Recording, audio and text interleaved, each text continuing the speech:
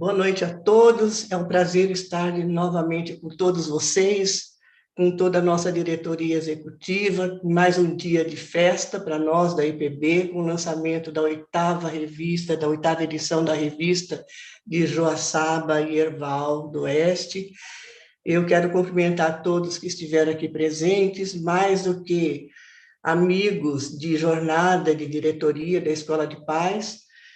São pessoas queridas, Iracema e José Alberto, Fátima e Dovino, Eleni e Ironi, Vera, que não apareceu agora, mas está conosco, Cíntia, Célio, todos os amigos. É uma honra ter sido convidada para falar com vocês sobre um pouquinho sobre inteligências, as inteligências que nos movem, porque, na verdade, elas são muitas. E eu vou começar, então, compartilhando a tela com vocês, para podermos começar a falar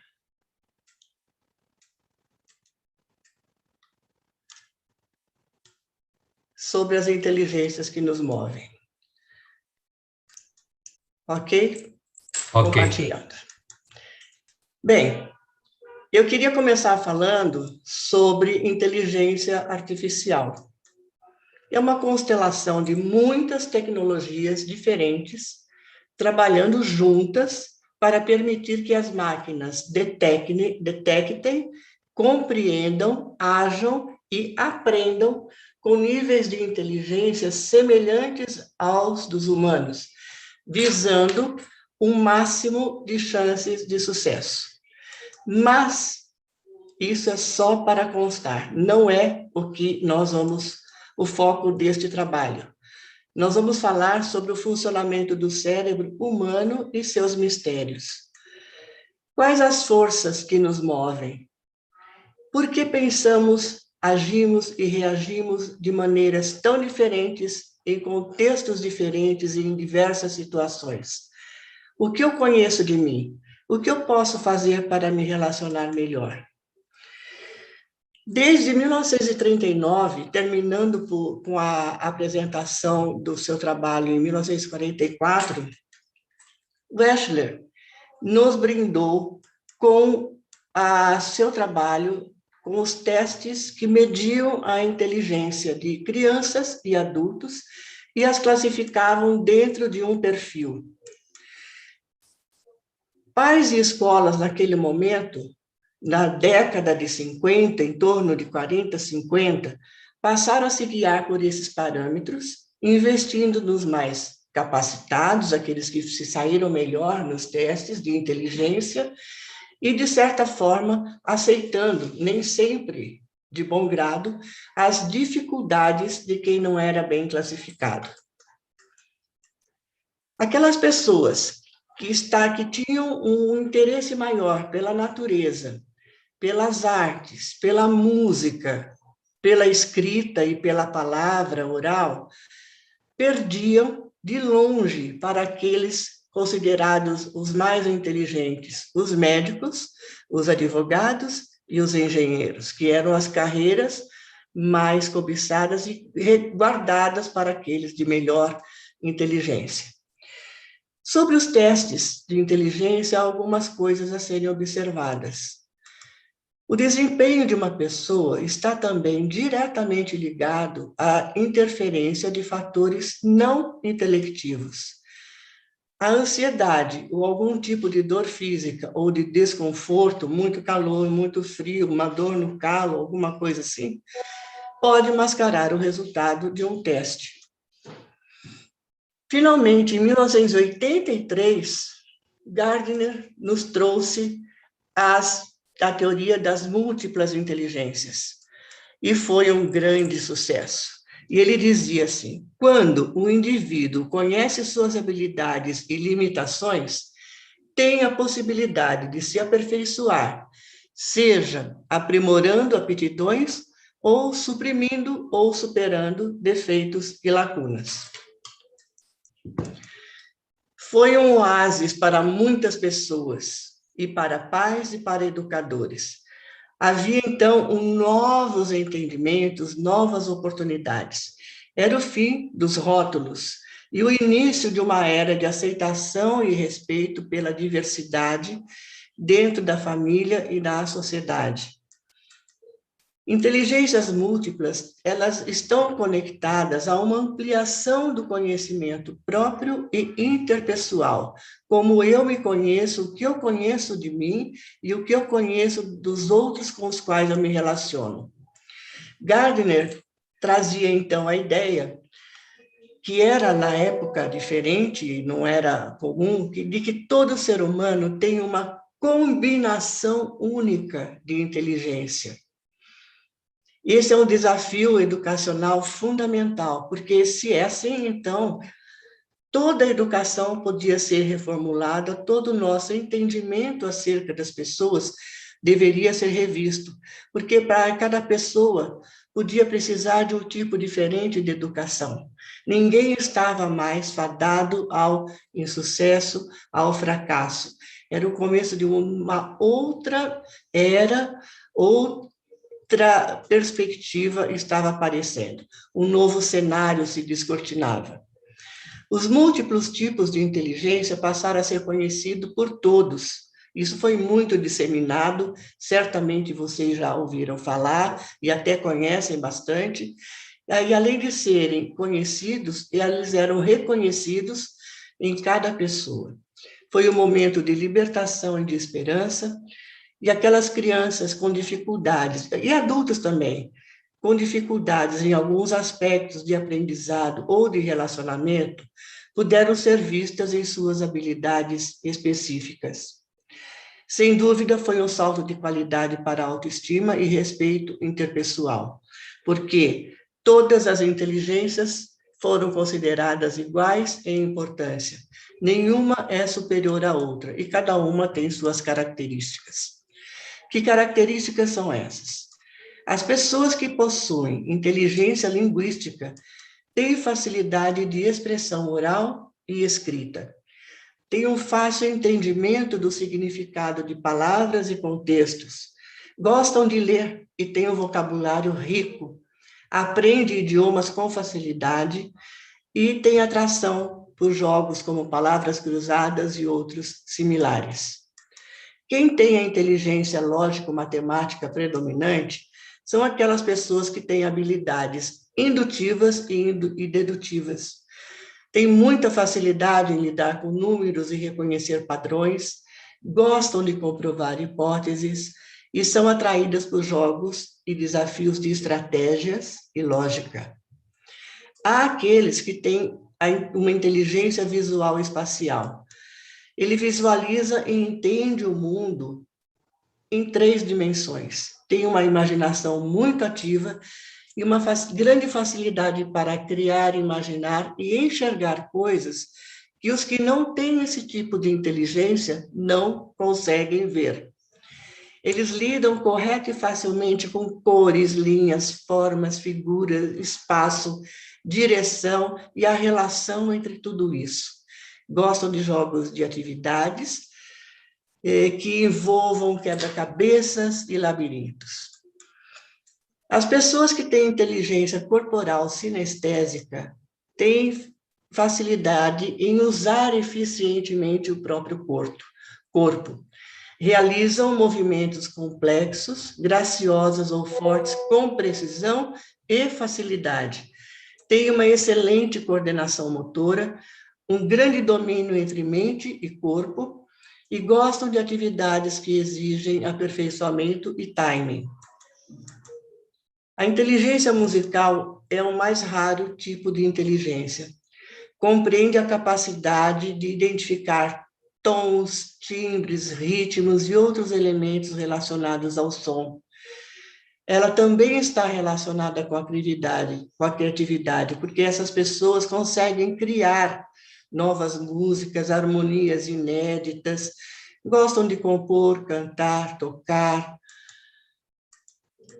Quem tem a inteligência interpessoal predominante tem aptidão à liderança. São pessoas geralmente ativas, admiradas, com um grande número de amigos, são líderes práticos, chamam a responsabilidade para si, São calmos, diretos e têm uma enorme facilidade para compreender o outro e fazer com que eles façam o que ela acha conveniente.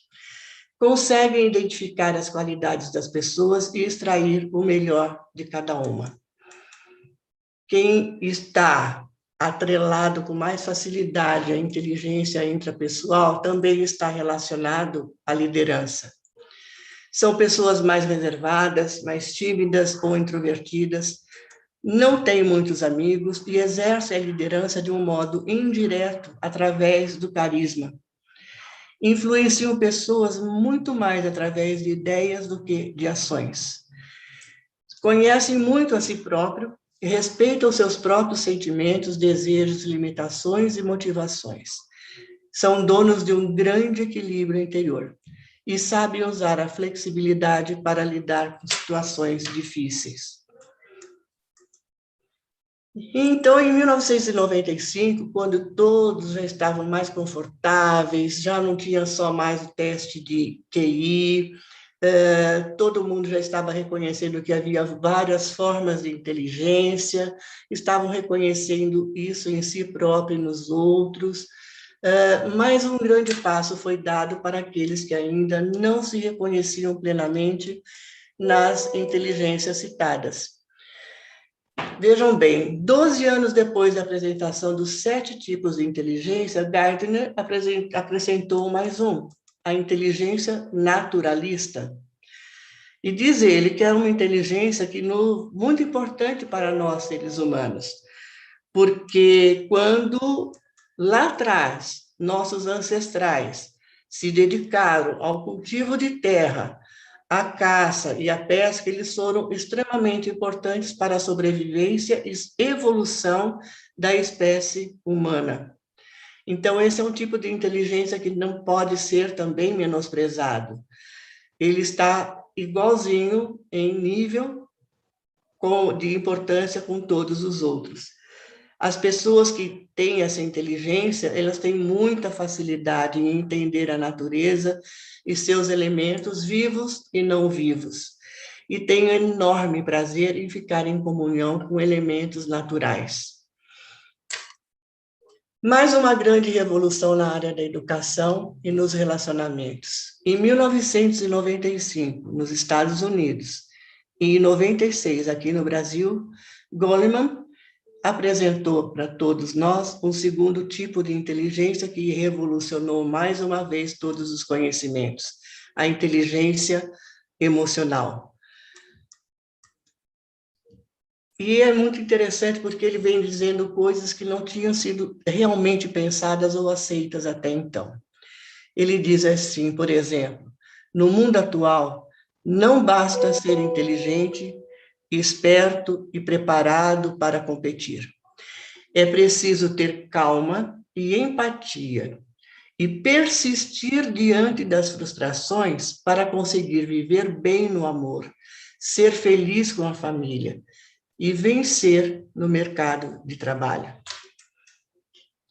Então, as emoções fora do controle fazem das pessoas espertas estúpidas. Não adianta você ser inteligente e não saber aplicar essa inteligência. Aí a importância da revolução que ele causou num mundo que já estava em transformação muito rápida. Para nós que trabalhamos com trabalhos voluntários e além dos nossos trabalhos de, vamos dizer, de sobrevivência, ele diz assim, as pessoas com altos níveis de esperança têm certos traços comuns, entre eles o poder de se automotivar e sentir-se com recursos suficientes para encontrar meios de atingir os seus objetivos. Ter flexibilidade bastante para encontrar meios diferentes de chegar às metas, etc, etc. Interessante, né?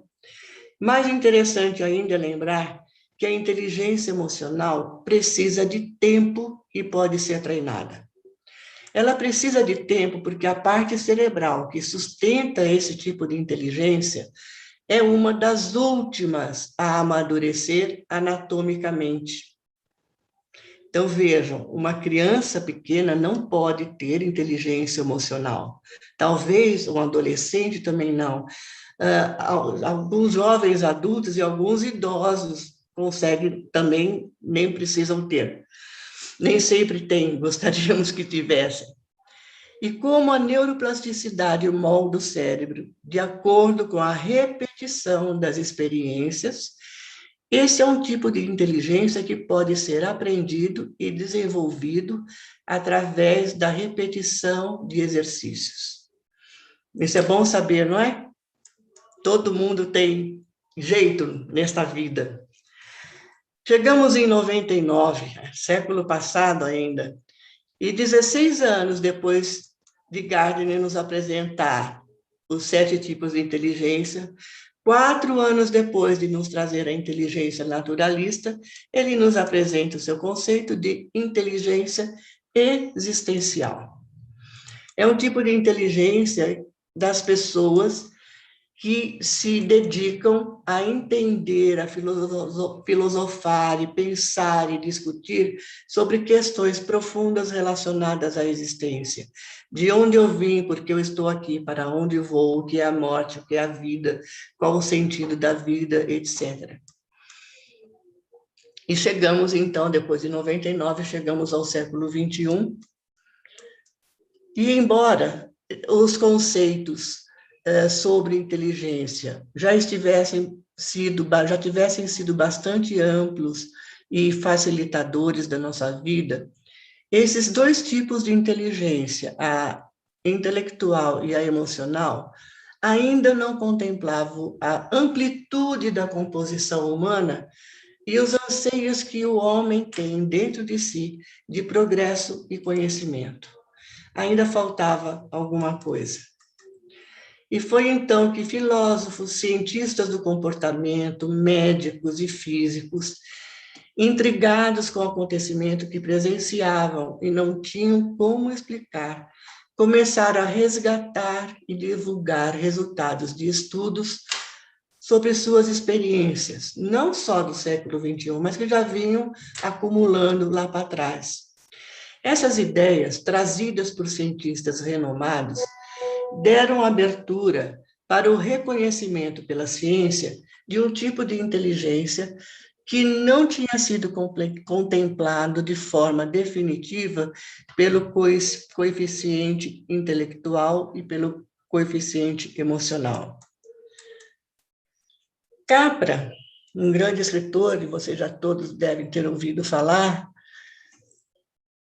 tem várias obras, e eu destaco entre elas o Tal da Física, onde ele falava sobre as semelhanças entre a física moderna e as ideias básicas do misticismo oriental, como as duas coisas se tocavam muito de perto. E no Ponto de Mutação, que foi lançado, se não me engano, em 1982, ele fala sobre a reconciliação da ciência e do espírito humano. E o que isso vai trazer para o futuro que está para acontecer. E esse futuro nós já estamos vivendo hoje, né? Começamos a falar com muita facilidade, muita propriedade, e a ouvir falar palavras como energia cósmica, unicidade do ser, consciência quântica, espiritualidade, conexão universal, e a ciência já se reconciliava com a espiritualidade. Amit Goswami é um indiano que ele começa a falar muito sobre tudo isso que eu acabei de citar. Ele diz assim: quando compreendemos a nossa consciência, compreendemos também o universo e a separação desaparece. Eu e o universo somos uma coisa só. Lembram daquela parte de que todos nós somos uma parte inteira e fazemos parte de um todo maior? É do pensamento sistêmico. E aí temos também a Dana Zohar e Ian Marshall, que é o marido dela, não está aqui na foto, mas ela é a primeira a trazer o termo inteligência espiritual, num livro feito com o marido, e que diz assim: a busca pela paz, pela alegria, ou a força para superar um momento de dor, são aspectos da experiência humana que não estão vinculados aos outros tipos de inteligência já conhecidos, o QI e o QE. Então, começa a se falar do ponto de Deus, aliado a essa inteligência espiritual, uma área situada nos lobos temporais que nos impulsiona na busca de significado e valores para a nossa vida. É aqui, ó, que ele está localizado. Então, inteligência espiritual é o terceiro tipo de inteligência que une e dá sentido a todas elas. É a inteligência ligada à necessidade humana de ter um propósito de vida. Ela coloca nossas intenções e ações num contexto muito mais amplo de sentido e de valor. Tudo que é capaz de produzir em mim uma mudança de pensamento, de atitudes ou de conceitos, e que me ofereça um novo rumo e melhor rumo para o meu progresso espiritual, passa pelo crivo das inteligências intelectual, emocional e espiritual.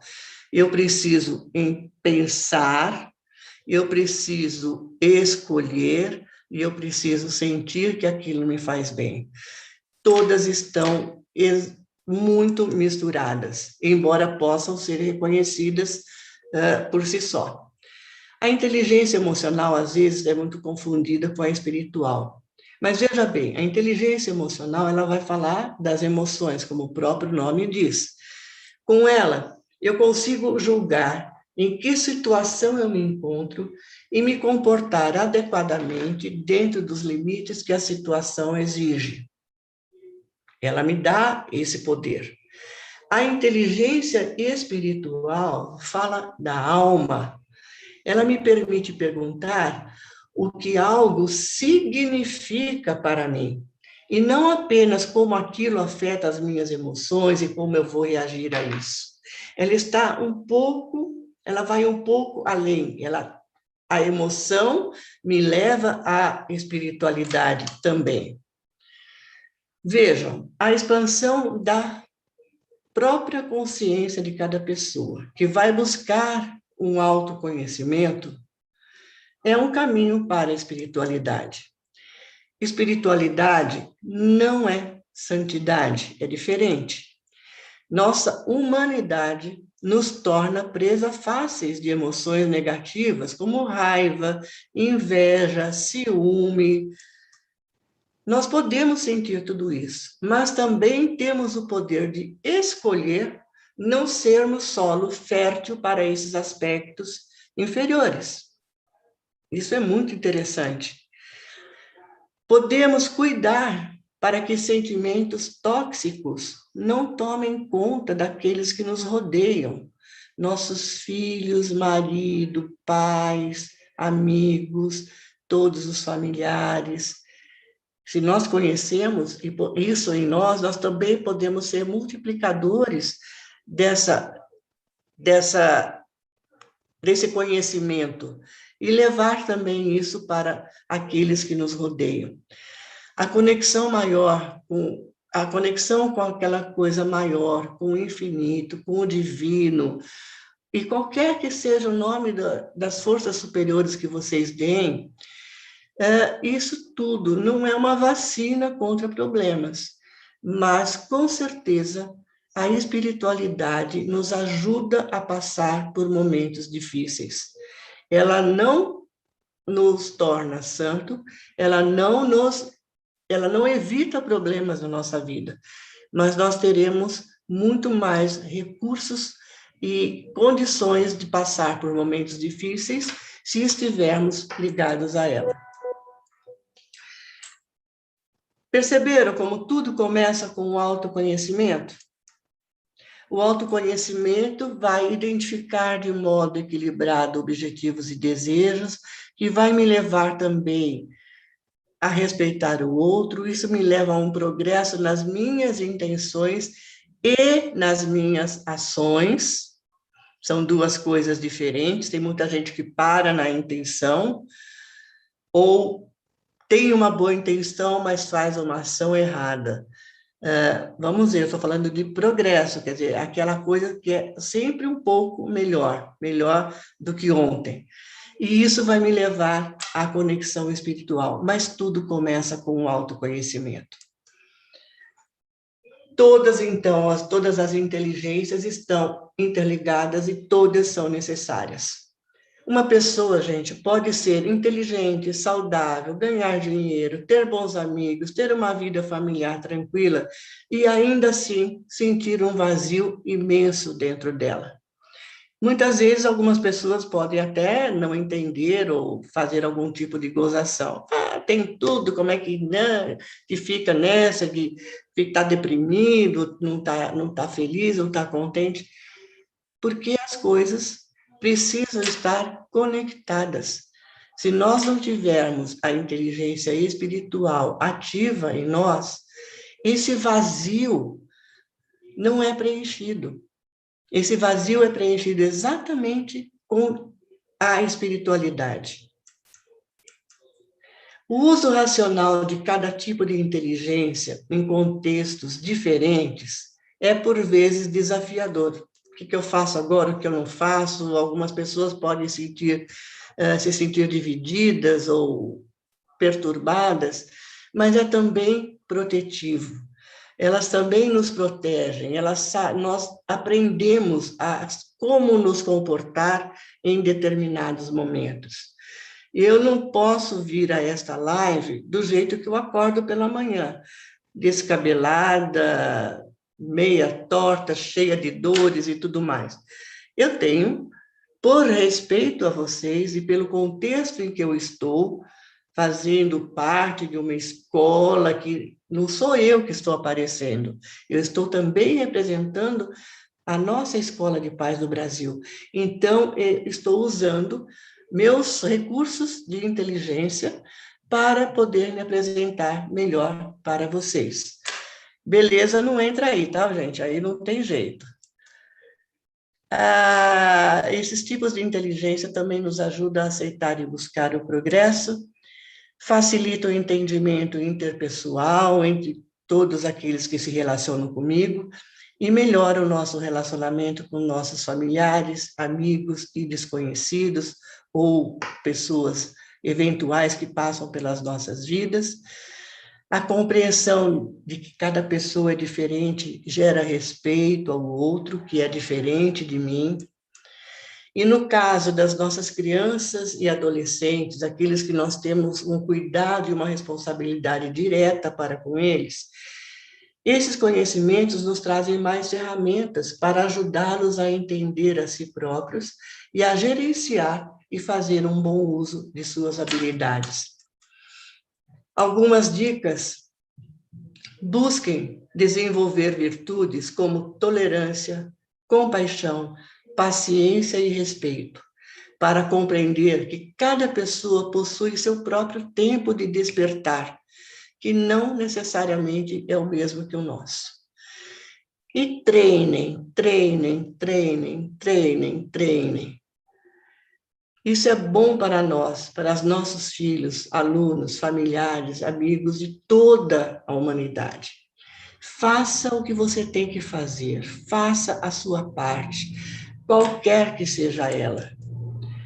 Fazer a sua parte não é fazer pouco, e talvez nem sempre seja fácil. Desde sempre, de uma forma ou outra, nós ouvimos isso. Mas lá nos anos 531 a 604 antes de Cristo, Lao Tse já dizia: se queres acordar toda a humanidade, então acorda-te a ti mesmo. Se queres eliminar o sofrimento do mundo, então elimina a escuridão e o negativismo em ti próprio.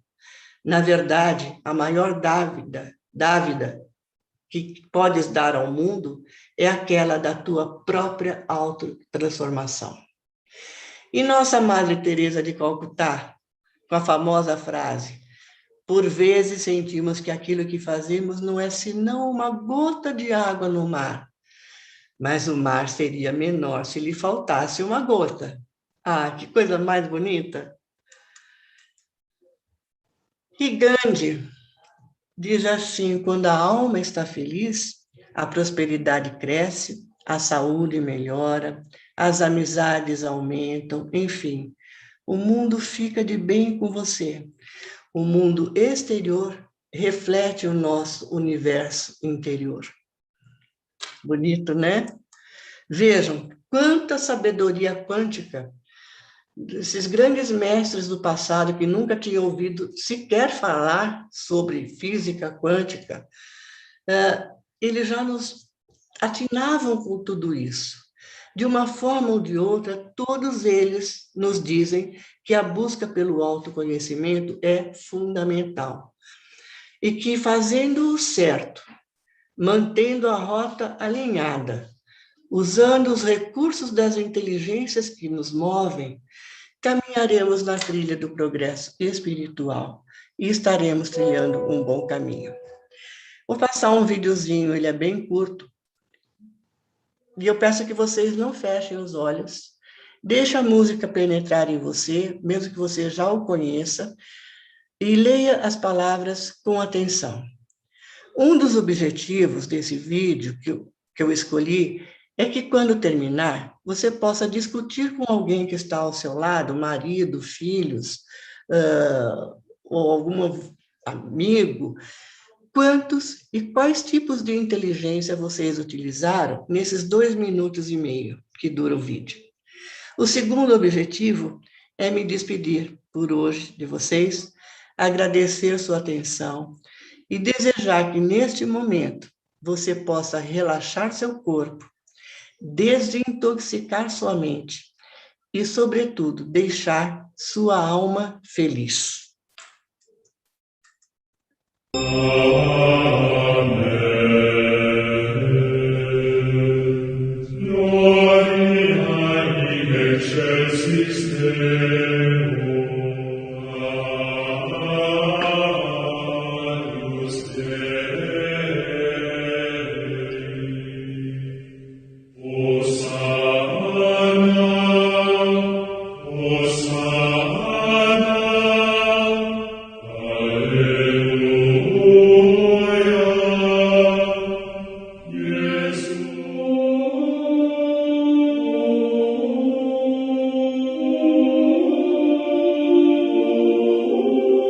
Abwum de Bashmaya, Netkado Shmoch, Teite Malkutach, Nechfuit Vianach Haikana, de Bashmaya af Bahar, Havlan Lachmat Sunkanan Yomana, Washboklan Chaubein Wachtahein, Haikana Dafchanan Shwachan Lachaubein, Wela Tachlan Lenisuna, Ela Patsan Mimbisha, Veto de Lachem Malkuta, Wahaila Watesh Burta. Lahalan Naomi.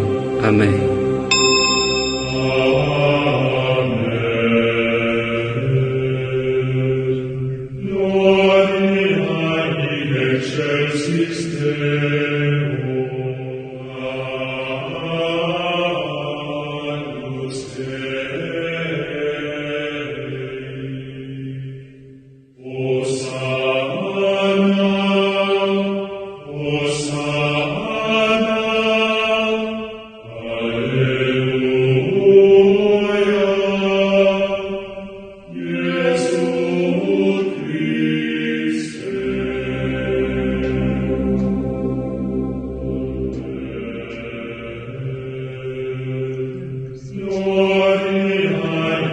Excelsis Deo.